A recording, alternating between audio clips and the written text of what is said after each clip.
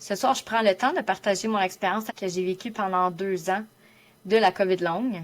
Je vous invite à rester sur ma vidéo et l'écouter jusqu'au bout. Probablement, en ce moment, vous me regardez, vous vous dites, ça ne sert à rien de l'écouter. Clairement, elle n'est pas malade. Clairement, elle n'a pas été assez malade. Je ne suis plus malade.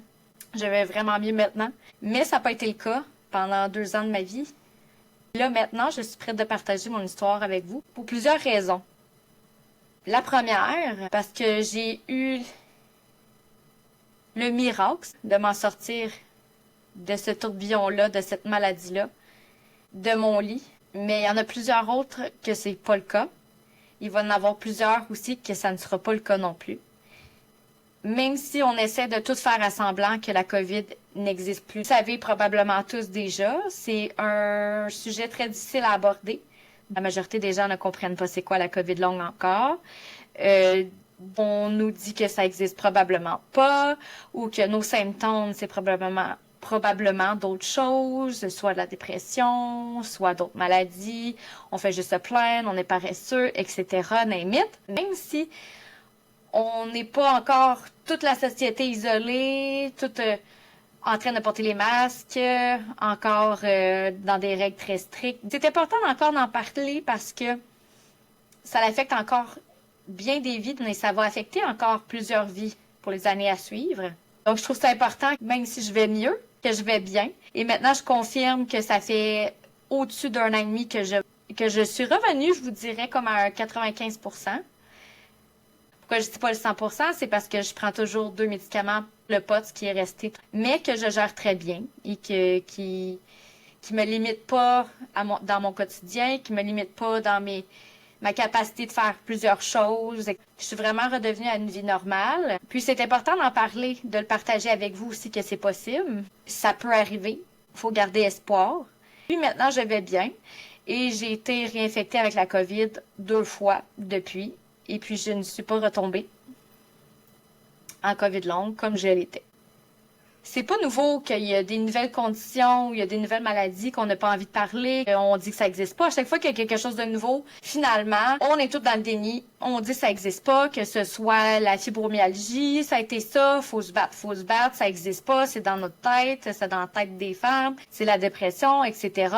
Essai-erreur, jusqu'à temps qu'on fait « Ah, ben oui, ça a pris plusieurs années, l'information a circulé, etc. » Ça a avancé.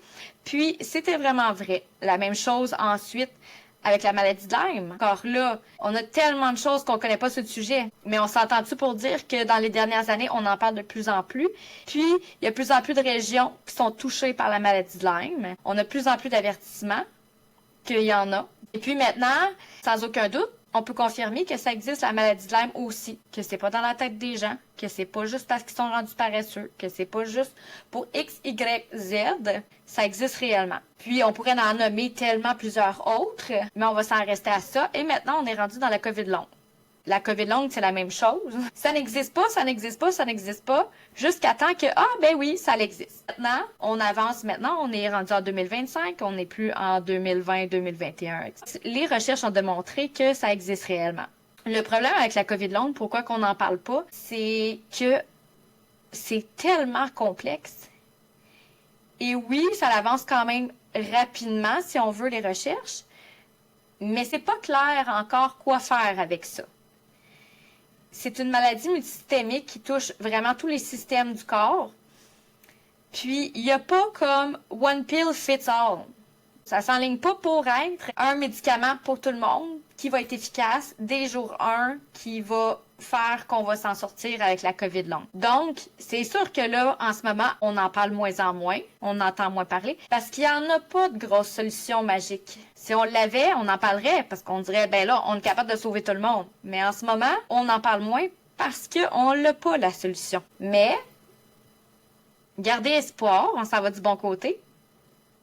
Et puis, je veux qu'on en parle parce que justement, on va continuer à avancer dans la recherche. On va continuer à être plus au courant de ce qui se passe avec ça.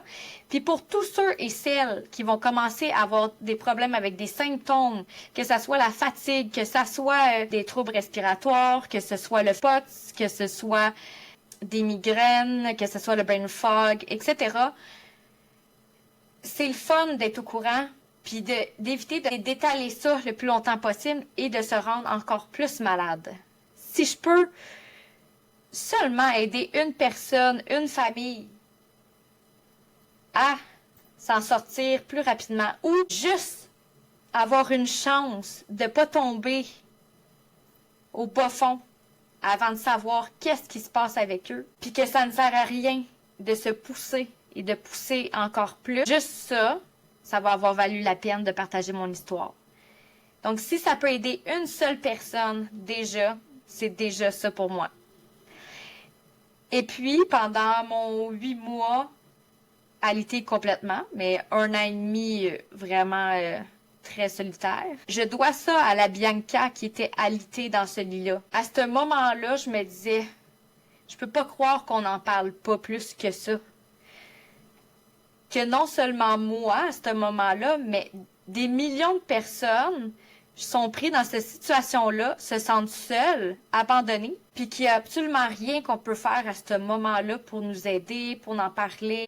Je veux que ça soit un sujet que le monde ils savent plus qu'est-ce qui se passe. Pour ce Bianca-là qui pouvait pas parler plus que 2 minutes, ben je lui dois ça, de partager son histoire.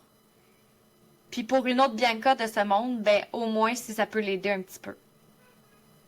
Et puis maintenant, on le sait très bien aussi que la COVID longue ne touche pas uniquement des personnes âgées. Parce qu'il y en a plusieurs qui disent « Ah, ben oui, c'est 80, 90, les gens pas en forme, les gens déjà en fin de vie, des choses comme ça. » C'était peut-être vrai au début de la pandémie, mais c'est plus le cas. Depuis le variant Omicron, ce n'est plus le cas. On voit que ça arrive chez les enfants, ça arrive chez les adolescents, ça arrive chez la trentaine, quarantaine, cinquantaine, en montagne. Et puis, la COVID longue, ça ne touche pas les paresseux. Ça va chercher les overachievers. Ça va chercher le monde qui sont actifs, le monde qui n'arrête pas, le monde qui travaille fort, le monde qui a plusieurs travails, que tu vis un moment plus stressant dans ta vie, des choses qui est plus difficile déjà à gérer. Peu importe, ça peut arriver. Alors, pour tout le monde, ça vaut la peine d'être au courant de qu'est-ce qui se passe, puis qu'est-ce qu'on peut faire un petit peu pour s'aider après qu'on l'ait attrapé, puis que ça persiste dans le temps. Ensuite de ça, on se niera pas qu'on vit dans un monde maintenant, qu'il y a beaucoup plus de stress et d'anxiété, et puis qu'on travaille tous et toutes très fort, puis que nos réalités font en sorte qu'on s'arrête pas vraiment, qu'on tombe malade le vendredi, on se bourre de Tylenol en l'espérant que 48 heures après c'est passé, puis on court, on continue comme si de rien n'était. Puis la COVID, ben, ça passe pas comme ça. C'est à ce moment-là qu'il faut qu'on s'arrête pour pas que ça s'empire. Et puis, ben, il risque d'en avoir d'autres pandémies, d'autres épidémies, on n'espère pas. Puis si au moins la recherche peut avancer, pour ça, ben ça va pouvoir nous éclairer un petit peu plus à comment gérer plus tard ces autres situations-là. L'avantage aussi qui se passe avec la COVID longue, malheureusement qu'on dit que c'est un avantage, c'est que plusieurs autres maladies ou symptômes que ça fait longtemps qu'ils existent, mais on s'est pas assez intéressé. On commence à les comprendre plus. Donc, c'est pas d'hier que la fatigue chronique, le POTS, dysautonomie, des choses comme ça. Ça existe depuis déjà un bout de temps et ça impacte beaucoup la vie des gens. Mais on n'en parlait pas vraiment beaucoup, ça avançait pas assez vite. Mais là, on a recommencé à s'y intéresser d'une façon plus importante parce que la COVID longue a touché plusieurs personnes et a commencé à faire justement ça, des dysautonomies, de la fatigue chronique, le POTS, des troubles respiratoires, etc. Et puis, ça fait avancer les choses un petit peu partout grâce à ça. Fait que c'est très important que ce soit pas juste pour la COVID longue, mais pour plein d'autres raisons d'en parler puis que les gens soient plus informés et qu'on arrête de tout simplement dire la madame, le monsieur est fatigué, il avait besoin d'un break, il a plus le goût de travailler, blablabla, blablabla, ça existe pas, puis à repartir à se dire si la COVID existe ou existe pas, c'est pas sur le sujet du jour. Au moins, le plus qu'on va en parler, le plus qu'on va trouver des solutions. Donc, pour ceux qui écoutent et qui n'ont pas eu la COVID longue et qui n'ont pas la COVID longue. C'est un bon outil pour comprendre réellement c'est quoi l'impact dans la vie des gens. Sur ce, je commence à partager avec vous mon expérience. J'ai été infectée à la COVID le 19 avril 2022. Puis, c'était la fin de semaine de Pâques. Puis, on pouvait enfin voir de la famille. On commençait à dire on peut faire moins attention, des choses comme ça. J'avais eu mon bébé, ça faisait vraiment pas longtemps. Puis, on était tous contents de se réunir pour Pâques. Puis, quand j'ai eu la COVID, à ce moment-là, je m'étais honnêtement dit, ah, c'est juste ça la COVID. Parce que, tu sais, c'est comme tout le monde, ça nous inquiétait beaucoup, puis on entendait parler, puis je me disais, j'ai à peine un petit mal de tête qui part pas, j'ai pas d'autres symptômes, un petit peu coulé du nez, c'était tout. Fait que je m'étais dit, bon, ben c'est terminé, puis j'ai eu la COVID, tout a bien été. Mais le 9e jour de la COVID, j'allais magasiner pour la fête de mes 2 filles. Puis quand je suis rentrée dans le Walmart, je suis rentrée avec mon panier. Soudainement, je me suis mis à me sentir super faible. On dirait que j'allais m'évanouir. Puis il fallait que je me parle. Je me disais, ben non, Bianca, tu vas pas tomber en plein Walmart, là. Tu sais, je me parlais. Je me dis, t'es capable, on reprend le contrôle. Je me tenais sous le panier, puis je me rappelle, je me disais, je parlais à mes jambes comme, avance, là, marche, t'es correct. Puis là, je suis restée là avec mon panier. Je me suis mis à me sentir toute étourdie, puis là, je me suis dit, ben, je comprends pas trop ce qui se passe avec moi. Je suis ressortie dehors, je me suis assise dans mon auto, j'ai mangé une banane, je me suis dit, peut-être ça va me donner un petit peu d'énergie, je vais attendre que ça passe, bu de l'eau, puis manger ma banane. Ça passait plus ou moins, là, j'étais plus étourdie, j'ai dit, j'étais à 2 minutes de la maison, je me sentais moins pire, j'ai dit, bon, on dirait que je reprends le contrôle. Mais aussitôt que je me suis stationnée chez moi, puis je suis débarquée de l'auto. Ça n'allait plus du tout. Je me suis ressentie super faible, super étourdie. J'ai monté les escaliers de peine et de misère. Puis rendue dans mon entrée, je me suis couchée par terre, les jambes dans les airs. Puis j'ai dit, je vais vraiment pas bien. Je me sens super pas bien. Puis là, on m'a porté à mon divan, puis j'attendais que ça passe, mais là, ça passait pas. La première journée, ça a été comme ça continuait, j'étais étourdie, je me suis couchée, je me disais, pourquoi je suis vraiment étourdie de même? Je me sens vraiment étrange. C'est tout le temps comme si fallait que je parle à mon cerveau de faire quelque chose, tu sais, comme marche, ok, t'es capable de marcher, ok, tu sais, ok, ça va. On dirait que le message ne se passait pas bien, tu sais, corps et cerveau, là, tu sais, j'étais vraiment juste tout le temps super étourdie, j'avais chaud, j'avais froid, je savais pas comment je me sentais. Puis, j'ai dit, bon, ça va finir par passer. Fait que les journées passent, j'essaie de l'endurer, puis ça continue comme ça. Puis j'avais mon bébé, mon fils avait 3 mois à ce moment-là. Je l'allaitais aussi, puis là, dans le fond, je faisais juste ça, être couchée, l'allaiter, puis pas faire grand-chose dans ma journée. Puis, le plus que ça allait, le moins que je me sentais bien. Je me disais, coudonc, j'ai comme des frissons qui me pognaient, mais en dessous de la peau, comme si ma peau, elle volait, là. Tu sais, je me sentais vraiment pas bien. D'une façon que j'aurais pris quelque chose, une substance, mais qui est pas agréable, là. Tu sais, je suis juste l'impression d'être hyper saoule, que genre tout tourne, puis j'ai l'impression que je vais tomber à terre, en plus d'avoir des frissons, en plus d'avoir froid, d'avoir chaud. Tout était trop demandant, j'étais super fatiguée tout d'un coup. Même si je dormais, je me réveillais tout le temps, je me réveillais brûlée comme si ça faisait 3 jours que j'avais pas dormi. Puis à un moment donné, j'ai dit, bon, ben j'en ai assez, là, faut que j'aille consulter, faut que j'aille voir qu'est-ce qui se passe avec moi. Puis j'ai été voir mon médecin de famille à ce moment-là. On a commencé à regarder certaines choses. On s'est rendu compte que je faisais de l'hypotension orthostatique. Mais encore là, tout tournait à, tu sais, ça fait pas longtemps que tu as donné naissance, ça se peut, tu sais, le corps il est débalancé, faut te laisser le temps, peut-être que, tu sais, ça va revenir dans l'ordre toute seule, puis on va attendre un petit peu. Fait que finalement, je sors de là avec rien, sauf que je me dis, je vais continuer à me reposer, je vais attendre que ça passe. Les journées continuent, les journées avancent, je me sens toujours pas mieux, toujours encore les mêmes symptômes. Puis là, je me rends compte que tout finit par m'achaler, tu sais, que les enfants ils font trop de bruit, que la télé m'achale, que n'importe quoi que je fais, j'essaie de plier du linge ou de quoi, là, je suis ultra fatiguée. Je m'en dirais ça prend du temps à le faire, puis comme j'ai juste le goût d'aller dormir. Puis Un soir, je suis allongée sur le divan. J'ai le cœur qui débat vraiment intense. Je le vois à travers ma peau. C'est la première fois que ça m'arrive. Que ça bat vraiment vite. Puis j'ai chaud, j'ai des sueurs, je me sens pas bien. Donc, je vais consulter à l'hôpital pour mes palpitations de cœur, etc. Là, j'explique le tout.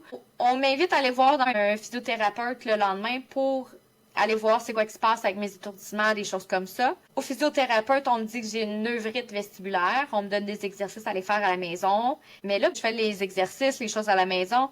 Mais mon état va pas mieux. Je me rends compte que encore là, j'ai des malaises, que tout est vraiment plus difficile à faire. Donc, je retourne voir mon médecin de famille pour qu'on pousse un petit peu plus loin, voir qu'est-ce qui se passe. Parce que là, il y a d'autres affaires qui embarquent, puis je vais pas mieux, j'empire au lieu de m'améliorer. Puis, quand que j'arrive là, ben là, on se rend compte que justement, quand je me lève debout, ma pression tombe tout de suite. On commence à voir que mon cœur, il bat vite pour aucune raison. Mais ensuite, je vais passer des examens, le moniteur cardiaque aussi. Je vais avoir des premiers tests aussi à les faire. Puis, on m'envoie aussi faire un scan pour voir si j'ai un embolie pulmonaire. Juste pour être certain, parce qu'il y a quelque chose qu'à se demander si ça pouvait arriver. Mais là, à ce moment-là, j'étais vraiment fragile. Mon énergie, déjà là, était quand même très limitée, que je faisais moins en moins d'affaires parce que j'étais juste plus capable de le faire, tout simplement. Une chose dans ma journée me brûlait pour le reste de la journée. Ça devenait vraiment difficile pour moi. Puis là, je comprenais plus parce que le plus que ça allait, j'avais de la difficulté juste d'être au soleil, d'être à la lumière. Mon mal de tête s'est intensifié. J'avais un léger mal de tête au début, mais là, j'ai un mal de tête constant. Puis pas un mal de tête, je prends 2 Tylenol, je prends des Advil, puis ça passe. Là, vraiment, là, au-delà, comme vraiment une migraine bien installée. Je sens une pression, tu sais, vraiment au niveau des yeux, au niveau des sinus. Je me sens fatiguée.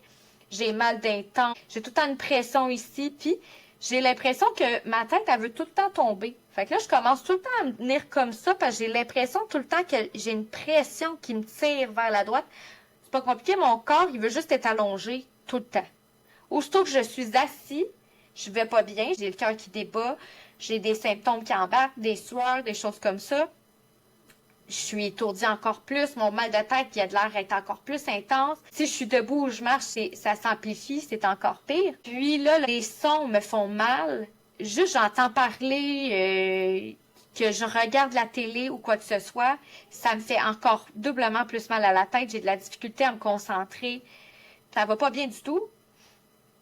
J'ai 3 enfants à temps plein avec moi, personne à la garderie. J'ai mon bébé de 4-5 mois rendu à ce moment-là. J'arrive même plus à passer du temps en famille. Le plus que ça va, ça me fait tellement mal, mon corps tremble, ma tête tremble, j'ai des douleurs partout, j'ai des douleurs thoraciques, je me sens faible, je suis pas bien.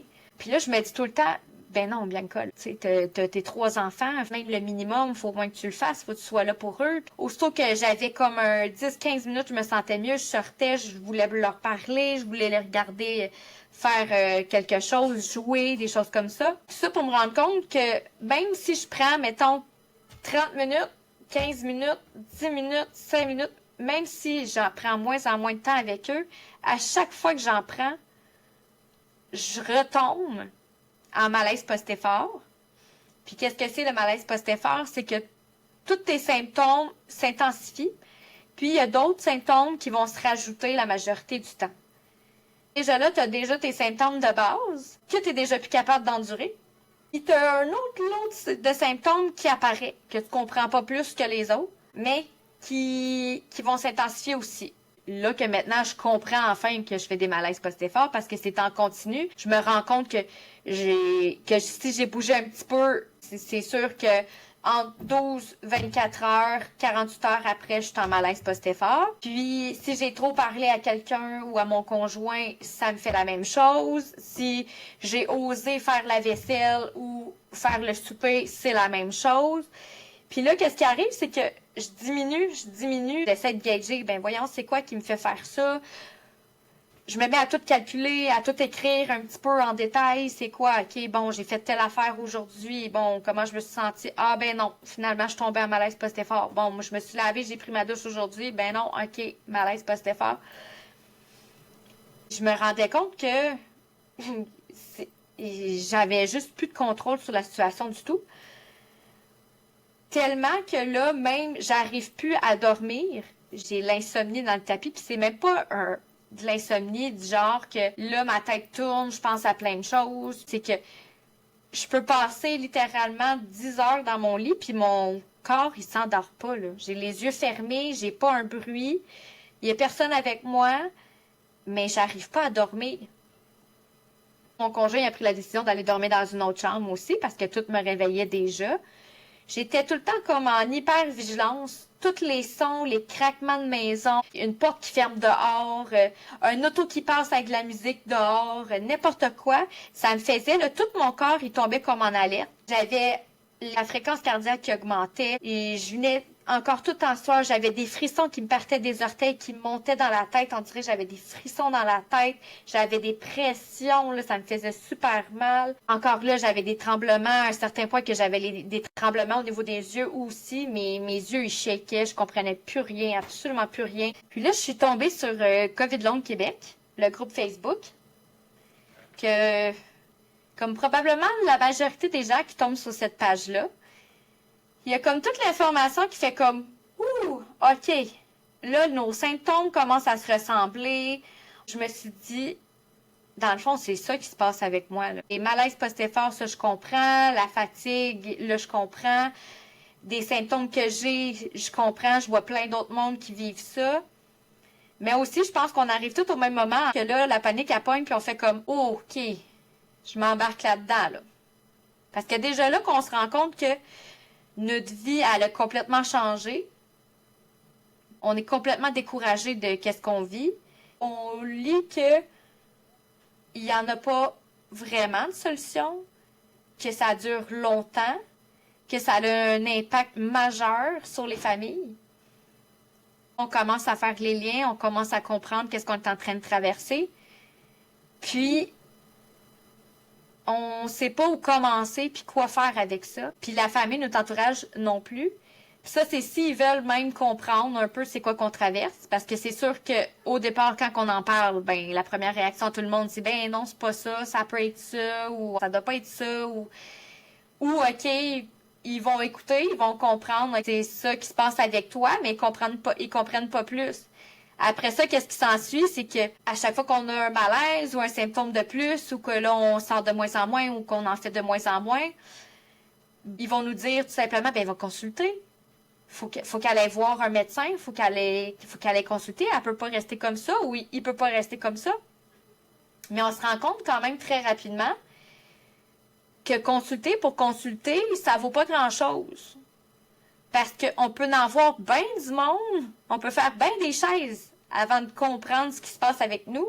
S'ils ne savent pas c'est quoi la COVID longue. Maintenant, alors qu'on se parle, en 2025, il y a plusieurs médecins qui sont plus au courant de ce qui se passe, de ce que c'est. Ce n'est plus juste « Attends, on va regarder d'autres choses ou je vais t'envoyer ailleurs ». Au moins, l'information recule un petit peu plus. Ça ne fonctionne pas. La solution qu'on pense tout, OK, on prend la petite pilule puis c'est passé, ça fonctionne pas avec la COVID longue. Les gens, ils disent de plus en plus, ben, elle va pas, faut qu'elle aille à l'urgence. Mais non, aller à l'urgence. Ça sert à rien aller à l'urgence si ça n'est pas une urgence. Voulant dire que probablement, il y a bien des symptômes que même si on va consulter à l'urgence, ils vont nous dire, va voir un médecin de famille où il faut un suivi beaucoup plus dit que tout simplement aller à l'urgence. Il faut qu'on ait réglé un problème, on est rempli de problèmes. On a le dossier épais de même à un moment donné. On peut pas arriver à l'urgence et faire comme « Ah, ben moi, je viens pour 15 problèmes différents. » C'est pas la solution non plus. Là, je vous invite pas à ne pas aller à l'urgence quand c'est nécessaire. Je veux tout simplement dire que on se rend rapidement compte que on peut pas toujours aller à l'urgence. Puis aller à l'urgence aussi, ça a un impact aussi sur notre santé. Qui veut dire que la majorité du temps, ça nous donne un malaise post-effort où ça va amplifier nos symptômes. Ça aussi qui est un pensée du bien. Fait Souvent, c'est beaucoup mieux d'attendre, oui, d'aller voir un médecin de famille ou d'aller voir un médecin qu'on n'attendra pas peut-être 10-12 heures avant de passer aussi. Parce que dans la situation qu'on est, ça nous aide pas physiquement non plus d'aller à l'urgence puis attendre aussi longtemps. Encore là, c'est bien important d'aller voir un médecin, pas vivre ça toute seule. Je ne dis pas que ce n'est pas important d'aller consulter. Par contre, ce n'est pas la solution à tout. Et puis, à partir de ce moment-là, après plusieurs tests, plusieurs scans, etc., je reviens à mon scan pour l'embolie pulmonaire. On m'envoie à l'hôpital de Saint-Jérôme pour aller passer mon scan. Mais le scan est à minuit le soir. Donc, pour ceux qui ont la COVID longue, on sait que déjà là, c'est extrêmement, extrêmement difficile d'aller à un rendez-vous médical et encore moins d'aller aussi tard le soir parce que souvent, on a besoin d'énormément d'heures de sommeil pour essayer de récupérer un petit peu. Donc, on va aller se coucher tôt et on va se réveiller plus tard. Briser notre routine fait que c'est encore plus difficile. Mais moi, je me dis, faut que j'y aille, faut que j'aille voir. On me demande de passer d'autres tests, je vais y aller. Donc, j'ai été passer le fameux scan à l'hôpital à minuit le soir. J'avais tout pris là, les chances pour que ça soit pas trop difficile pour moi, voulant dire qu'à 6 heures le soir, j'étais déjà couchée dans mon lit. J'ai mis mon alarme, essayé de me réveiller pour aller à l'hôpital. J'allais à l'hôpital, je revenais tout de suite dans mon lit en revenant. L'hôpital est à peu près à 15 minutes. Je vais avoir le temps de me reposer après. J'ai essayé de mettre les chances de mon bord pour, justement, pas trop aggraver mes symptômes par la suite. Cependant, le lendemain, ça a été un gros malaise post-effort. Je me suis mis à vraiment pas me sentir bien, être encore plus étourdie, sentir encore plus la pression, avoir mal à la tête, vouloir rester allongée. J'avais mal au cœur, le goût de vomir, encore les frissons, encore les tremblements de la tête aussi. Tu sais, même si je suis allongée, là, c'est vraiment étrange à dire, mais j'ai l'impression que la tête, elle me fait ça dans la tête, que ça arrête pas de trembler. Puis, je suis pas capable de l'arrêter. Puis, ça va juste pas. Je me disais, bon, je suis repartie encore. Faut que j'attende que ça passe. Mais à partir de ce malaise-là, j'attends que ça passe, ben, ça a été très, très, très, très long. Donc, après mon scan de minuit, le lendemain, quand que tous les symptômes m'ont embarqué, et encore plus, je me rappelle, j'étais couchée en fœtus, puis je bougeais pas, puis j'arrivais pas à bouger. Juste réfléchir me faisait mal. Penser me faisait mal. La lumière me faisait mal. J'étais juste en souffrance, en douleur totale. J'allais pas bien du tout. Puis j'espérais juste que ça passe. Puis je me dis, OK, 1 minute, 1 seconde à la fois. Un jour à la fois, on va passer au travail. Puis à partir de là, tout était rendu vraiment plus compliqué, là. T'sais, on a arrêté de se dire, ben, OK, il va y avoir des bonnes journées, des mauvaises journées, parce que ça arrivait juste plus des bonnes journées, c'était juste des mauvaises. Même si je faisais de moins en moins d'affaires, même si j'étais dans mon lit 20 heures par jour, même si je faisais absolument rien, ça allait pas bien, ça allait juste de moins en moins bien. Puis, ce malaise post-effort-là, il a duré environ 28 jours. Puis pas 28 jours que ça allait bien, ça allait pas bien, là. 28 jours que ça a duré. J'ai pas dormi pendant un bon 5 jours entiers, même si j'étais allongée droite dans mon lit, les yeux fermés. Pas d'écran, personne qui me parle, je parle à personne. Pas de livre, pas de musique, pas de son, pas de lumière. 5 jours, les yeux fermés tout le long. Puis je m'endormais juste pas. J'étais épuisée. Puis les moments que je m'endormais, juste par pur épuisement, on dirait que j'avais comme une shot d'adrénaline qui me pognait à chaque fois. Que tout de suite, mon cœur s'emballait, elle allait me sortir de la poitrine. Je me mettais à trembler de partout. Puis là, c'était le temps d'essayer de me calmer, de me rendormir. Puis là, moindrement, je réussissais enfin, après un autre 5 heures, à m'endormir d'épuisement. Ça me refaisait comme une shot d'adrénaline. Puis là, j'essayais de respirer, attendre que ça passe, pas penser à grand-chose. Puis là, c'est devenu chaque jour la même chose, que je faisais moins en moins. J'étais rendue à l'été 22 heures sur 24. Je prenais plus de douche, ça faisait longtemps. C'était impossible de prendre une douche. Ça me prenait bien trop d'énergie. C'était beaucoup trop demandant. J'étais beaucoup trop étourdie aussi. Les bains étaient rendus espacés. Je pouvais me laver dans un bain aux 7 jours. Me brosser les dents, c'était tout un défi. Je me levais, j'allais à la salle de bain, c'est tout. Mon conjoint, il m'apportait les repas dans mon lit. Je mangeais allongée. J'étais même plus capable de manger assis. Tout était difficile. J'étais juste dans l'inconfort total, dans la douleur. Puis j'attendais que ça passe. Le seul contact que j'avais, c'est lui qui m'apportait mon repas, matin, midi, soir. Je le voyais rentrer, puis là, au début, tu sais, il me parlait un petit peu, jusqu'à temps que là, 10 minutes par jour à se parler, c'était rendu trop. Après ça, c'était 5 minutes. Après, c'était 2 minutes. Après, des fois, des jours qu'on se parlait pas du tout. Qu'il rentrait, il mettait mon repas, il repartait. Même chose pour mes enfants. J'avais toujours ma porte de chambre fermée parce que j'étais incapable d'entendre les bruits, les sons. Ça l'empirait tellement mon état. Puis j'avais mes 3 enfants. Ils voulaient juste leur maman, puis moi, je voulais être là pour eux. Des fois, je disais, faut que je les voie, là. Là, ils rentraient un petit peu où on entrouvrait la porte, juste pour que je puisse les voir pendant leur dîner en train de manger. Juste les voir dans mon trou de porte pendant que j'étais couchée dans mon lit. Puis, j'avais commencé aussi, si mon bébé dormait, que mon conjoint l'allongeait à côté de moi, juste le temps qu'il dormait pour au moins sentir sa présence puis qu'il soit proche de moi dans le lit, mais juste quand il dormait. Le temps passait, puis j'essayais tellement fort, puis je me disais, je peux pas croire que j'étais en train de tout perdre ce temps-là, qu'il reviendra jamais, puis que je suis pas là pour mes enfants, même si je veux, là, de tout mon corps, de tout mon être, là. Puis la seule chose que je me disais, la seule chose que je pensais, c'est comment je vais me sortir de ça, parce que c'est pas vrai que c'est la fin, là. C'est pas vrai que ça va être ça le reste de ma vie, là. J'avais commencé à faire dans les bonnes journées, les journées les moins pires. J'ai une télé dans ma chambre. Moi, j'étais incapable de regarder la télévision, mais mes 2 filles venaient dans la chambre. On disait, OK, on a un 10-15 minutes dans le lit à maman. Faut pas parler. On met un bonhomme. Moi, je mettais mes écouteurs. Je mettais mon bandeau pour les yeux ou je gardais mes yeux fermés. Puis je me couchais comme ça, mes 2 filles une à côté de moi pendant qu'ils regardaient leur bonhomme pendant 10-15 minutes. Puis c'était ça, mon moment. Puis c'est ce moment-là qu'à tous les jours j'attendais, qui faisait ma journée, que je dis juste, faut que ça soit une bonne journée pour que j'ai ces 10-15 minutes-là, juste sentir leur présence avec moi puis qu'ils savent que je suis là. Puis combien de fois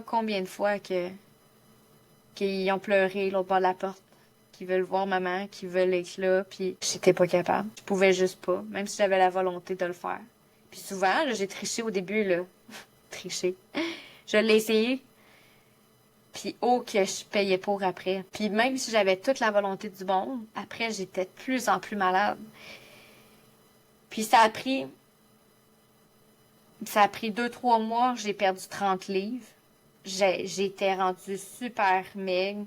J'étais cernée jusqu'à là. J'étais blanche comme un drap.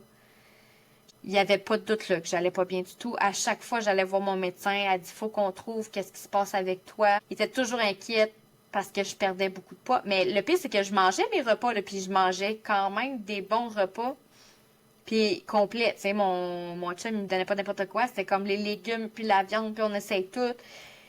Je prenais, là, après ça, je suis entrée en contact avec un docteur aussi qui m'a aidé avec les multivitamines. Avec les vitamines, j'ai essayé toute une liste de multivitamines aussi pour m'aider, que j'ai continué vraiment tout au long du processus. Que moi, personnellement, ça l'a aidé. Mais encore là, c'est pas des multivitamines qui vont te sortir au complet du lit.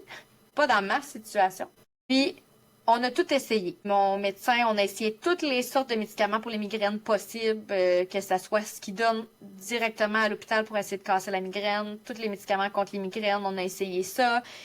On m'a mis sur amitriptyline. C'était tout le temps essai-erreur. On essaie pour ce symptôme-là, on essaie pour ça, on essaie pour ci, on essaie pour ça.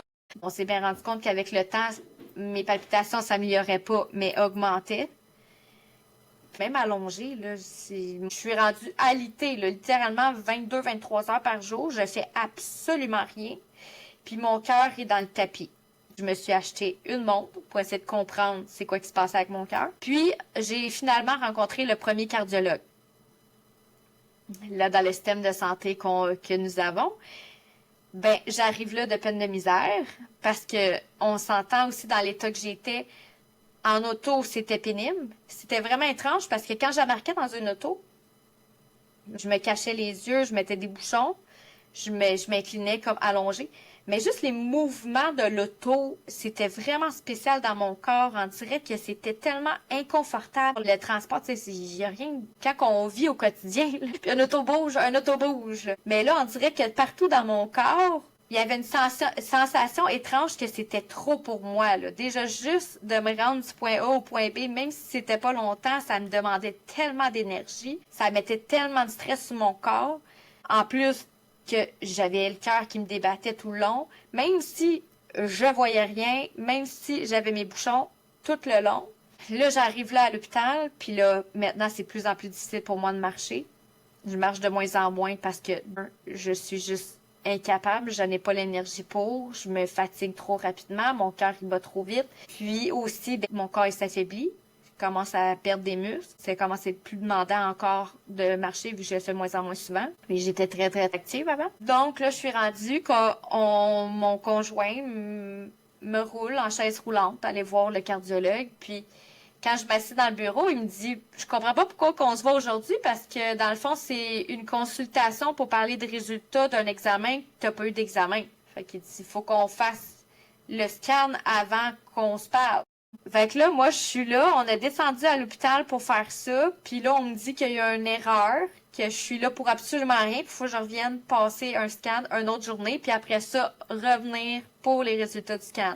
Fait qu'encore là, juste découragée. Avec tous les tests que je passe en continu, le monde que je vois, les tests, il n'y a rien de négatif, sont tous beaux, il n'y a pas de problématique, rien qui ressort du lot. Sauf que là, il faut que j'attende pour le rendez-vous. Donc, le cardiologue a été super gentil. Il dit, regarde, dans 5 minutes, je vais aller te passer, même si t'es pas cédulé, on va aller passer le scan. Et c'est là qu'on a vu tout de suite, j'ai été diagnostiquée le POTS, la tachycardie orthostatique positionnelle. Mon médecin, avant que je voie le cardiologue, m'avait mis déjà sur propranolol pour essayer d'aider avec les palpitations cardiaques. Ça avait fait une petite différence, mais pas tant que ça. Puis là, vu que j'ai été diagnostiqué le POTS, on m'a changé, on a enlevé le propranolol, puis on m'a mis sur abradine pour le cœur, encore pour la même raison. Puis on voyait clairement là que mon cœur il était vraiment trop haut tout le temps, puis ça redescendait pas. J'ai commencé à regarder avec ma montre. Même si j'étais alitée en continu, même si c'était une bonne journée, même si je me sentais super calme dans mon lit, il se passait rien, j'avais aucun stimuli, rien, mon cœur il avait de la misère à descendre en bas de 125. Puis j'étais allongée, j'étais à 150, j'étais à 175. Si je mangeais, je remontais à 170. Puis je mangeais couché, là, allongée, soit sur le côté, ou je mangeais juste couché comme ça. Puis mon cœur, il était tout le temps haut. Peu importe ce que je faisais. Même si je continuais à diminuer, à un moment donné, je pouvais couper dans rien. C'était rendu un privilège de juste pouvoir me changer de vêtements. C'était rendu, OK, c'est une bonne journée parce que je peux m'habiller, je peux changer mon linge, je peux aller prendre un bain. Puis je retournais me coucher dans mon lit, puis ça a été ça en continu. Puis j'arrivais pas à avoir d'amélioration. Fait que je rajoutais des médicaments tout le temps, mais je voyais jamais de résultats. J'ai essayé les antihistamines pour ceux à la COVID longue, vous le savez. Il y en a plusieurs qu'on a essayé ça. J'ai essayé une panoplie de médicaments. J'ai essayé les multivitamines. J'ai essayé plein d'affaires. J'étais rendue à cœur éveillé. J'avais soit un médicament ou une vitamine à prendre. Fait que j'étais rendue comme sur 10-15 médicaments, en plus des multivitamines, en continu. Puis je voyais pas d'amélioration sur ma situation. Au contraire, tout était rendu vraiment plus difficile pour mon corps. Je voyais plus personne, je parlais plus à personne. Mon conjoint, je pouvais même pas lui parler. Le monde pouvait même pas m'appeler. J'étais incapable. Moi, j'appelle ça ma période que j'étais littéralement dans un coma éveillé. C'est vraiment comme ça que je me sentais. Que la vie continuait derrière ma porte de chambre, autour de moi, mais que moi, j'étais plus rien. Là. Mon corps, il m'avait abandonné là, littéralement. Puis j'attendais de voir un peu d'amélioration. Puis j'ai vu le neurologue aussi par la suite, un neurologue spécialiste en POTS, en dysautonomie à Montréal. Puis encore là, oui, c'est ça, j'ai un POTS, OK, on continue comme ça, mais il faut trouver c'est quoi le problème, c'est quoi qui cause tous ces symptômes-là. C'est bien beau savoir qu'est-ce qu'on a, mais on fait quoi à partir de là? Les médecins non plus, ils savent pas, là. On essaie de gérer des symptômes, mais pour l'instant, il n'y a rien de prouvé qui va vraiment nous sortir de là. Fait que garder espoir puis continuer qu'est-ce qu'on essaie de faire. En plus des fameuses cliniques COVID dans ce temps-là, 2022-2023, on n'arrêtait pas donc de parler aux nouvelles puis à radio des cliniques COVID. Ben oui, tout un défi pour du monde qui ont pas d'énergie pour prendre soin d'eux. Mais faut essayer de trouver une clinique de COVID longue. Puis il y en a pas. Puis les listes d'attente sont 1 an et demi, 2 ans d'attente. Moi, je voulais aller voir un médecin spécialiste. J'étais sur la liste justement pour Sherbrooke, le docteur Piché, qui était un que justement on respectait énormément parce qu'il y a beaucoup d'informations, plus que les autres. Puis il était dans les premiers qui comprenaient un peu plus c'est quoi qu'on vivait. Mais encore là, d'essayer de pouvoir le voir, les listes d'attente, c'était infini. J'ai commencé à faire la physio pour aider avec la COVID longue, vraiment ceux qui sont spécialisés juste d'une façon virtuelle avec la clinique Curse. Mais à chaque fois que j'avais ça, je retombais après. Puis c'était tellement minime, là, on se parlait, elle me montrait 2-3 choses qui pouvaient m'aider. Puis finalement, tout ce que ça faisait, c'est que même si je faisais juste une chose, mettons, sur 3, ben ça fonctionnait pas, je tombais encore plus malade. J'ai arrêté après quelques rendez-vous en ligne. J'ai essayé ça. Après, j'avais entendu parler d'une ostéopathe qui faisait tout en douceur, que, tu sais, vraiment, elle pouvait peut-être aider un petit peu. Moi, j'avais tellement mal à la tête, là. J'étais rendue avec un torticolis. J'étais tellement raide. Puis je me dis, bon, je peux peut-être aller la voir aussi. Ça m'avait fait quand même beaucoup de bien, mais il fallait vraiment que je planifie avant, après, pendant. Là, je vais là, puis je mets tout en place, les bouchons et tout, puis que on parle pas trop longtemps pour essayer de m'aider. Puis elle me disait, t'es vraiment rendu un bloc de béton. J'étais raide de partout. Il n'y a rien qui circulait. Je m'étais rendu compte aussi, j'arrivais pas à respirer. Normalement, on respire, oui, d'en haut ici, on est capable de respirer en bas, mais moi, ça, non, là, c'était inexistant. C'était des petits respires rapidement ici, puis encore là, c'est comme, OK, mais voyons, tu sais comment respirer, là, ton corps sait comment respirer, mais des fois, là, il fallait que je réfléchisse, OK, je respire, je respire. Je partais de loin, là. On dirait que tout ce que je connaissais, que mon corps connaissait, il y avait plus rien qui fonctionnait, là. Tu sais, c'était un échec après l'autre, un acquis que je perdais, un à la fois. Combien de fois que je me disais, ben, comment que je vais m'en sortir de ça, tu sais, comment est-ce que je vais aller mieux? Puis moi, je suis une fille de solutions dans la vie, là. Je suis pas, je me dis tout le temps, il y en a pas de problème, il y a juste des solutions. C'est sûr que tu me donnes un problème, c'est sûr que je trouve une solution, puis c'est sûr que j'avance dans cette direction-là. Tu me dis, peu importe que ça soit compliqué, pas compliqué, moi je vais le faire. Si c'est en 3 étapes, moi t'es faire tes 3 étapes, un après l'autre, je vais tout faire pour que ça fonctionne. Mais là, mon cerveau, ben beau, qui repense tout le temps à chercher des solutions, puis c'est souvent là-dedans qu'on tombe, quand on est pogné là-dedans. C'est qu'à chaque seconde, chaque minute, on essaie de penser à des stratégies pour nous aider, une façon de s'en sortir, trouver des solutions, trouver un spécialiste qui peut nous aider à aller à un autre rendez-vous, des choses comme ça. Puis finalement, c'est tellement épuisant, ça prend tout notre temps. On a tellement pas d'énergie que ça nous aide pas du tout. Puis là, rendu là, j'étais tellement habituée dans le système de santé que j'aille à l'urgence ou que j'aille voir un médecin, il demandait d'investiguer plus loin d'un spécialiste à l'autre. Tu sais, on me disait là, souvent, là, la COVID longue, OK, ben moi, je connais pas ça, OK, je sais pas où t'envoyer. Même le deuxième... le deuxième cardiologue que j'ai vu, il dit, bon, ben, moi, je vais fermer le dossier. T'es sur Ivabradine. Je sais pas qui t'a envoyé voir. Fait qu'on va fermer le dossier, puis tu continueras avec ton pharmacien. Moi, j'étais comme, ben, OK, mais c'est parce que je suis pas supposée avoir un cardiologue, j'ai un problème, tu sais, avec le cœur. Mon médicament, il fonctionne pas tant non plus, là. J'ai dit, je suis là-dessus, mais tous les problèmes sont encore là. Mon cœur, il est tout le temps trop haut, même si je suis médicamentée. J'arrive pas à dormir parce qu'à chaque fois que je m'endors, je suis toujours en train de me réveiller. J'ai des réveils fréquents. Je peux me réveiller 10, 12, 15 fois. Tout le temps en sursaut, tout le temps en mode panique, tout le temps que mon corps il est en alerte. Puis, il me dit, ben, c'est un neurologue, faut que tu ailles voir. Fait que prochaine étape, faut trouver un neurologue, puis je sais pas vers qui te référer. À ce moment-là, ben moi, j'avais commencé à aller au privé, puis on m'avait déjà référé à un neurologue, le neurologue de Montréal que j'ai été voir par la suite.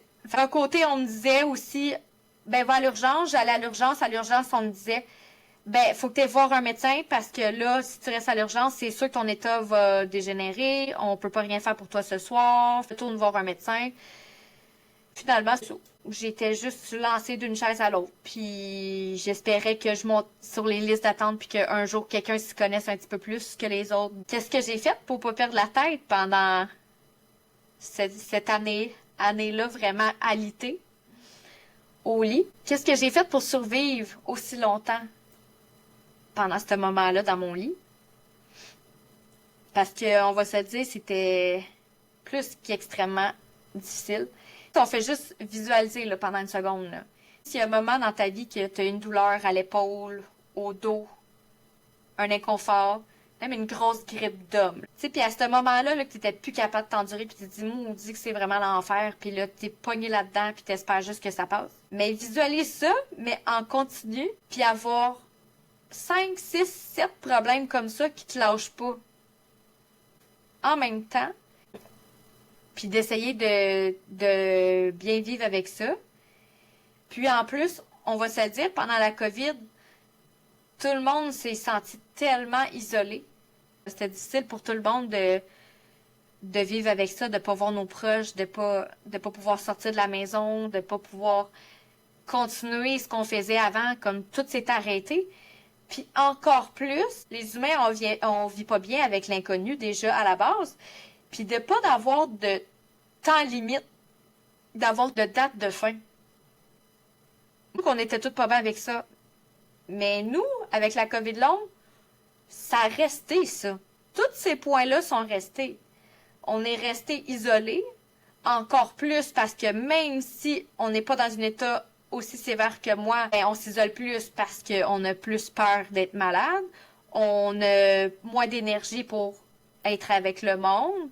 On se sent beaucoup plus isolé, on se sent incompris. Ça, c'est à part le monde qui nous juge, le monde qui dit que c'est pas vrai, que X, Y, Z choses. Puis, on n'a pas de date de fin. On sait pas quand ça va finir. On a juste l'espoir qu'un jour, on va retrouver un petit peu de capacité, qu'on va commencer à aller mieux. On espère que ça va finir par aller mieux. Mais on ne sait pas c'est quand la date de fin. Puis moi, pendant tout ce temps-là, avec mes enfants, même si j'allais dans bureau, eux, ils finissent leur journée, ils retournent à la maison, les fenêtres baissées, mais moi, je retourne dans mon lit complètement brisée. Puis je suis pas là plus pour mon conjoint, pas plus pour mes enfants. Combien de fois que mes enfants pleuraient au bord de ma porte pour dire je veux voir maman, maman malade, maman mal à la tête. C'est pas une vie, ça. Moi, je vivais ça tant l'autre côté. Mon cœur de maman était complètement déchiré, là. Je voulais tellement être avec eux. Puis je réussissais pas. Ils sont juste là. Ils sont juste à côté de moi. Puis mon bébé que je viens d'avoir, je me dis, je peux pas croire qu'en plus, je viens de faire mes 3 enfants, puis ça va être ça, c'est la fin de ma vie avec eux. Que tout ce qui va rester de maman, c'est la maman qui est malade, alitée, dans son lit, avec ses bouchons, puis son masque de yeux. J'ai dit, je peux pas être juste ça. Je veux pas être juste ça. Je suis honnêtement la fille la plus positive dans la vie. Dans ce moment-là qui était extrêmement difficile, puis insupportable, mon mental, je restais toujours positive. Je me disais, c'est correct. C'est sûr qu'il y a quelque chose qui t'attend après ça. Puis s'il y a une personne au monde qui va s'en sortir, c'est toi. J'ai confiance en toi. Tu vas être capable de passer au travers. Au moins, tous les petits acquis ou les petites améliorations qu'il va y avoir, je vais m'en tenir à ça, puis c'est ça qui va me faire avancer. Puis si ça se tord là, ça se tordra là. Je vais arrêter d'essayer de trouver juste des solutions, là. Puis je vais juste accepter la réalité que je suis dedans. Puis il faut qu'on fasse ça là-dedans. Quand on traverse ça, si on reste tout le temps pogné à la vision qu'on avait de nous avant, ça nous mène à rien, ça nous mène nulle part, à part du regret, à part de la tristesse, le découragement. Puis là, je comprends, là. Moi aussi, là, c'était comme toute la vie d'avant, c'est juste ça là, qui me passait dans la tête. Puis j'ai dit, je vais retourner à cette version-là, puis je vais être là pour mes enfants, puis ci, puis ça. Cette image-là, puis cette pression-là qu'il faut qu'on s'enlève. Qu'on dit, garde, c'est page blanche. Oui, j'étais ça, c'est correct. Elle est encore là, à quelque part, en dedans de moi, cette fille-là. Mais là, je vais recommencer à me reconstruire. Je vais avancer différemment, puis on repart la machine. On va y aller une étape, une journée à la fois. On va essayer de s'en sortir.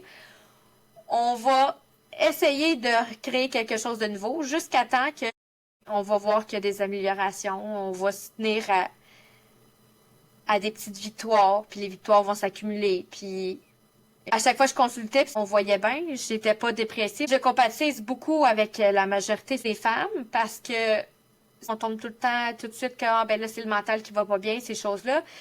Chaque fois que je parlais, c'est non, là, mon mental, il est fort. Ma tristesse et tout est là, vu la situation. Mais ça va bien, là. Le mental, c'est juste ça qui me restait, là. La petite voix, ma tête, c'est ça qui me restait dans le corps qui fonctionnait pas. J'avais tout, littéralement le temps du monde pour m'occuper de mon mental parce que c'est juste ça qui me restait à ce moment-là. Fait que d'un côté, je me dis, je peux soit utiliser mon mental pour continuer à ruminer le passé, juste essayer de gérer mes émotions à qu'est-ce que je suis en train de manquer, puis tomber dans la boucle de essayer de trouver des réponses, essayer de trouver des solutions, puis là, tout ce que je suis en train de faire vivre aux autres, puis là, tout ci, puis tout ça, puis là, ça l'embarque. Ça m'arrivait, là. Il y a des moments que je me disais, je suis zéro dépressive, mais si tu me dis que la petite pilule me fait oublier toute la chenoute que je suis en train de vivre, je la veux, là. Ça m'est arrivé, là, que je pleurais à mon conjoint, puis je me disais, y a-t-il quelque chose pour que j'arrête de sentir ça, là? Puis pas sentir mon mental, de sentir toutes ces douleurs-là que je vis tout le temps.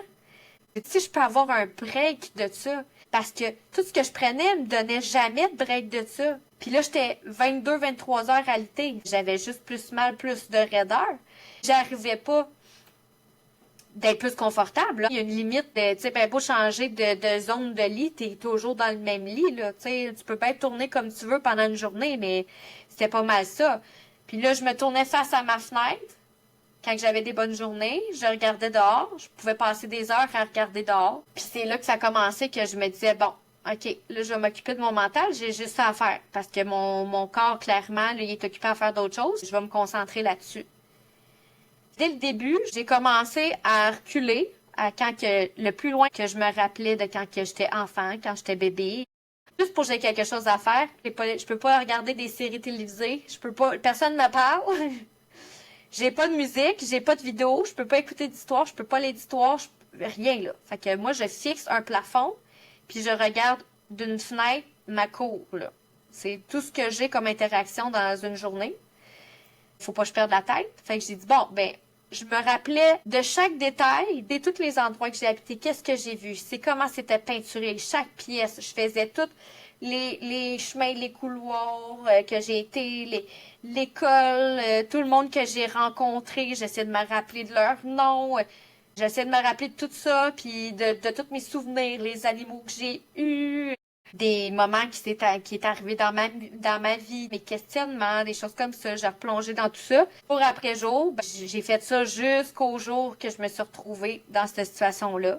Fait que moi, j'avais quelque chose à réfléchir pour essayer de me changer les idées, de pas tout le temps retomber dans qui est ici, maintenant, mon corps, comment je me sens. Même si j'essaie de pas penser à ça, je suis tout le temps dedans, tu sais, en continu. Au moins, ça me permettait à me concentrer sur d'autres choses. Fait que j'essayais vraiment de me concentrer sur tous les détails que je pouvais me souvenir pour au moins je focus sur d'autres choses. OK, 1 mois passe, 2 mois passe, 3 mois passe, j'ai fait le tour. Et j'ai fait littéralement un recap de ma vie au complet. C'était comme mon moment de fin de vie. Quand ton histoire joue devant tes yeux, ben moi, ça a été ça. J'ai fait le tour de tout ce que j'ai vu, tout ce que j'ai vécu.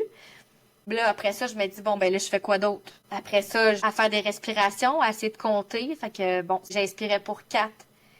Après ça, je retenais pour 4. J'expirais pour 4. Je gardais mon souffle pendant 4 secondes. J'inspirais pour 4. Après ça, ça pouvait être 5 secondes, 6 secondes, 8 secondes. Tu sais, là, je changeais plein de façons de respirer. Fait que je me concentrais vraiment sur mon souffle au lieu de me concentrer encore sur d'autres choses. Fait que je faisais bien des moments de respiration, mais là, le temps est très, très long. Fait que mon chum, il me dit, ah ben, on pourrait peut-être essayer Audible sur Amazon, les livres, tu sais, il te lit, il y a quelqu'un qui te lit, fait qu'avec les écouteurs vraiment pas forts, je me suis dit, je vais peut-être pouvoir essayer, voir si je suis capable d'endurer ça, juste le fait de l'entendre dans mes oreilles, tu sais, ça a été la catastrophe. On a installé ça, on a essayé ça, j'ai jamais été capable. On dirait que même les tons de voix de la personne me faisaient mal, il y avait rien à comprendre. Les tons de voix, il parlait trop vite, pas assez vite, une voix trop haute, pas assez haute. Si c'était en anglais, moi je suis bilingue, si c'était en anglais, ça fonctionnait pas. C'était instantané. Ça me faisait mal, là. J'avais une pression, là. Les étourdissements, ils recommençaient, je sentais une pression super forte. Comme si il y a quelque chose dans mon cerveau faisait comme non, c'est too much. Là, il y a trop d'infos, la voix est trop... il voulait rien savoir. Fait qu'Audible, ça marchait pas. Et on enlève ça. Puis, je suis tombée sur l'application Insight Timer. Ça, vraiment, ça a été number one. Je le dis, appel à tous, si vous avez de la difficulté avec justement là, les trop de stimuli, vous avez besoin de vous changer les idées, mais sans que ça soit trop agressant. Ben, je suis tombée là-dessus. Il y a plusieurs exercices justement avec le souffle. Ça l'aide énormément. Il y a aussi beaucoup de méditation, des techniques aussi pour aider avec les douleurs, des choses comme ça. Puis moi, je mettais tout le temps avec mes écouteurs, mais vraiment, vraiment pas fort. Au début, tout sûr qu'il y avait une petite musique en arrière. J'étais pas capable parce qu'il y avait la petite musique douce en arrière. Fait que c'était vraiment... J'ai commencé par sûr que c'était juste une voix, que ça parlait pas trop vite. J'écoutais ça. Jusqu'à temps qu'après plusieurs mois, là, après ça, j'étais capable d'avoir une petite musique en arrière, mais vraiment pas forte aussi. Puis que là, je m'habituais à faire justement des exercices de respiration, de méditation. En plus de ça, à tous les jours, peu importe comment que ça a été pénible ou que c'est passé absolument rien, il fallait que je trouve des raisons d'avoir de la gratitude. À tous les jours, que ce soit le matin ou le soir, je devais trouver des raisons pourquoi que c'était une belle journée. Puis à un moment donné, tu te rends compte que tu es toujours capable d'en trouver, mais c'est tellement des choses qu'on banalise tellement au quotidien, mais que tu t'accroches à ça, tu sais, à quelque chose. C'était rendu tellement petit, minime, que tu sais, c'est sûr qu'il y avait tout le temps le temps que je pouvais voir mes enfants, où il est arrivé quelque chose, ou que j'ai entendu quelque chose, ou pendant 1 heure, j'ai eu le soleil sur moi à travers de ma fenêtre, sur le lit, c'était ma gratitude de la journée. J'ai particulièrement aimé mon dîner. Tu sais, c'est vraiment triste quand on pense à ça. Parce que tu te dis, ben là, tu sais, c'est tellement des affaires ridicules. Mais en même temps, non. C'était ça qui était tellement merveilleux. Peu importe, je vais trouver tout le temps quelque chose qui me rend plus heureuse cette journée-là. Oh, que j'avais réussi à brosser mes dents en même temps que mes enfants, que j'ai eu le temps de juste faire ça comme 2 minutes avec eux, puis j'ai été me coucher. Le fait que j'ai pu prendre un bain cette journée-là, que j'ai pu me changer. Je me dis, c'est pas vrai que je trouverai plus de gratitude, puis que je vais juste m'arrêter sur qu'est-ce qui va pas bien. Puis vu que mon état s'améliorait pas, ben je pouvais pas vraiment m'arrêter là-dessus. C'est sûr, c'était pas ça mes gratitudes, là, parce qu'il y avait rien de positif qui sortait de là. Fait que je dis, je vais trouver d'autres choses qui fait que, pour moi, c'était un peu de positif dans mes journées. Après ça, je trouvais ça super important aussi que, même si j'étais 23 heures alitée dans le lit, j'avais mis mon cadran vraiment pour m'aider avec mon sommeil. Si tu as des troubles de sommeil aussi, tu devrais avoir vraiment une routine de sommeil qui t'appartient, à telle heure tu vas te coucher. Puis à cette heure-là, t'es couché. Dans l'état que j'étais quand même très, très sévère.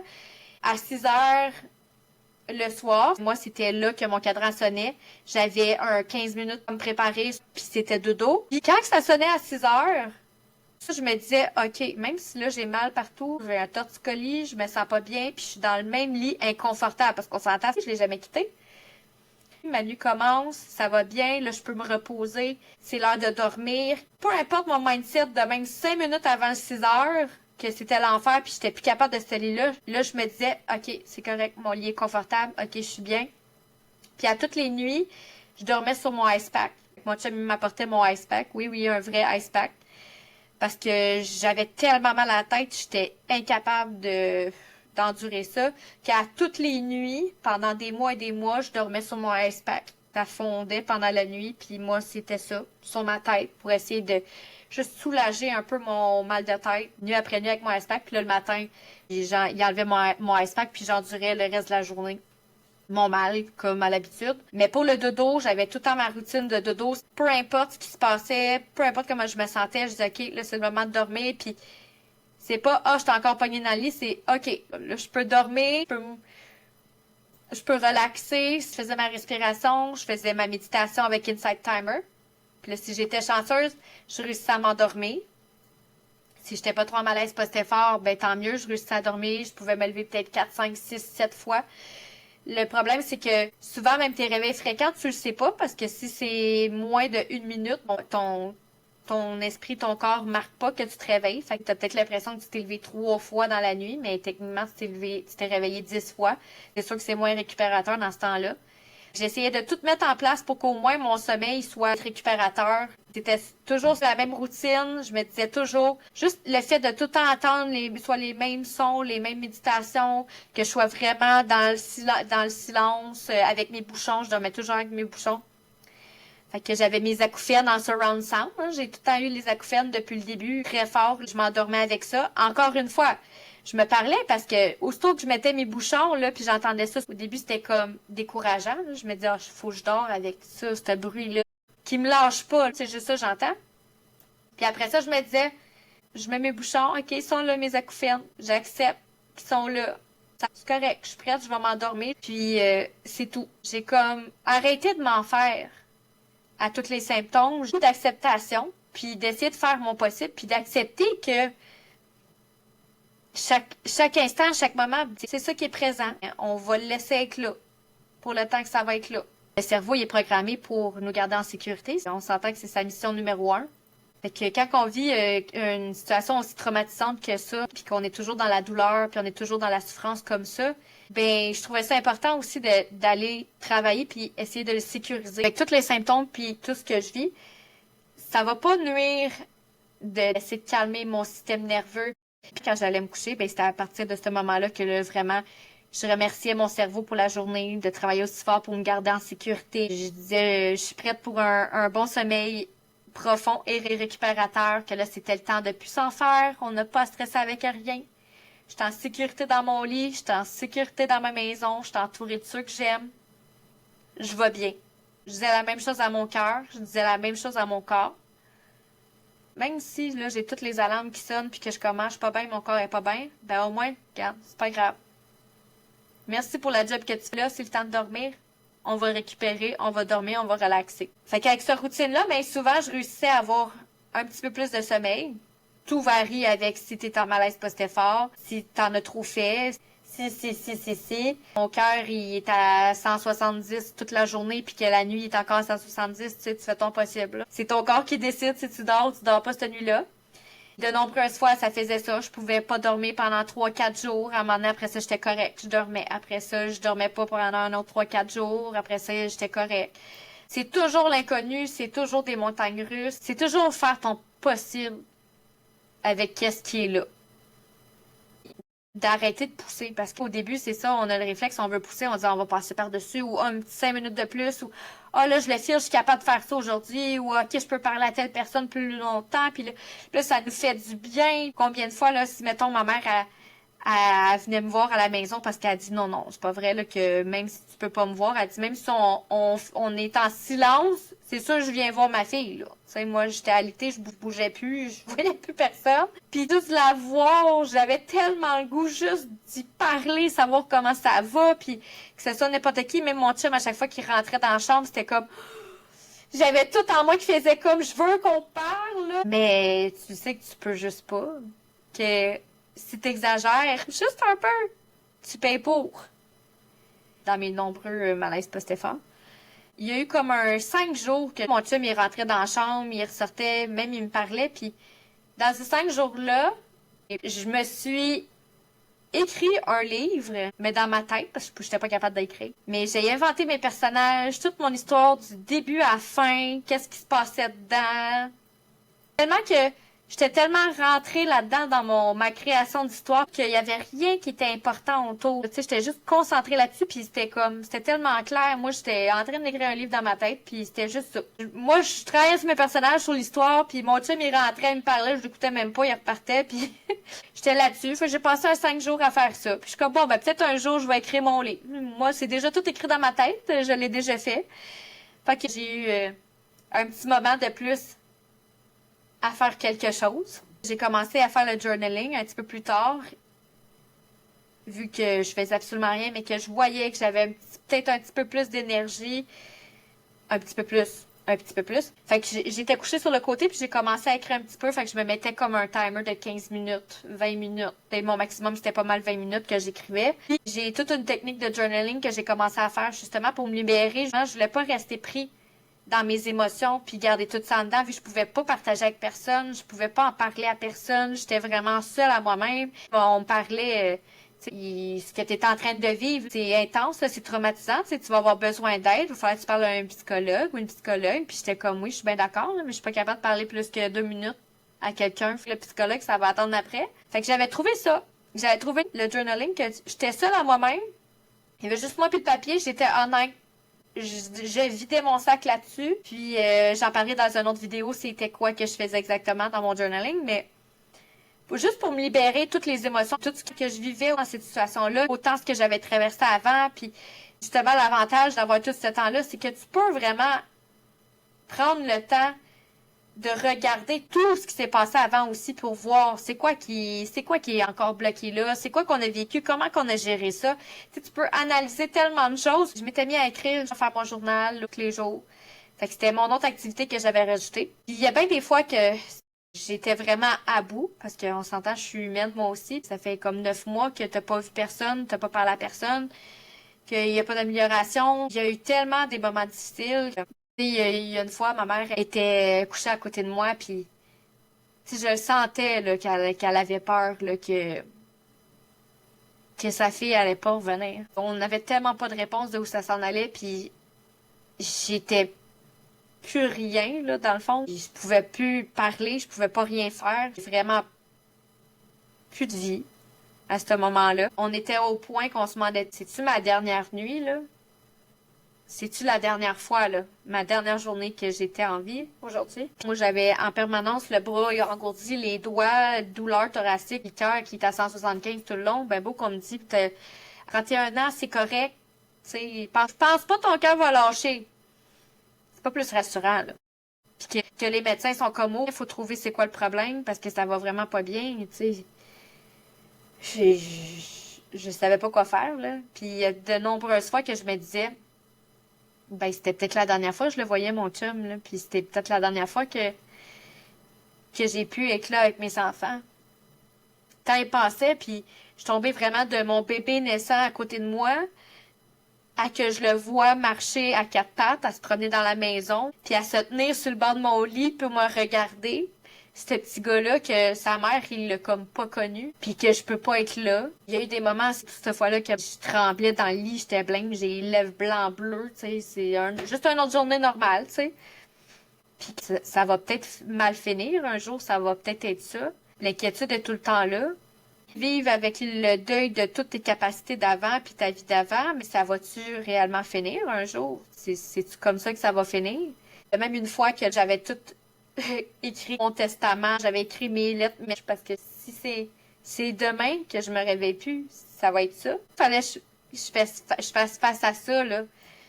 Parce qu'il y a des moments que je me suis questionnée, là, sérieusement. J'avais tellement plus le contrôle de mon corps. Je me disais, c'est sûr que ça peut arriver. On le sait pas. On n'a pas les réponses. C'est pas rassurant. C'est difficile parce que mon conjoint, il se retrouve du jour au lendemain monoparental avec 3 jeunes enfants qui travaillent temps plein. En plus, qui prend soin de moi. Lui aussi, il faut qu'il gère ça. C'est toute la peur que je revienne pas. Lui aussi, la vie, je l'ai perdu. La vie, tout ce qu'on voulait faire en famille, tout ce qu'on était en train de construire, tout ce qu'on était en train de bâtir, tout peut changer en cause de ça. Financièrement, ça se paye pas tout seul. Puis il faut qu'il élève ces 3 enfants-là tout seul. Vu qu'on n'a pas de date de fin, ben ça peut être toute une vie, finalement. Il fait son possible à tous les jours. Puis il essaie de lui aussi garder espoir. Mais il s'ennuie lui aussi. Puis il trouve ça difficile. Puis j'ai eu la chance d'avoir ma mère puis sa mère qui était là le plus souvent possible pour aider avec les enfants puis l'aider lui, qui était là au moins pour pas qu'il soit seul. Mais c'est épouvantable quand c'est déjà tellement lourd de t'occuper de quelqu'un qui est malade, surtout malade comme ça, qui est pas capable de prendre soin d'eux, en plus des enfants.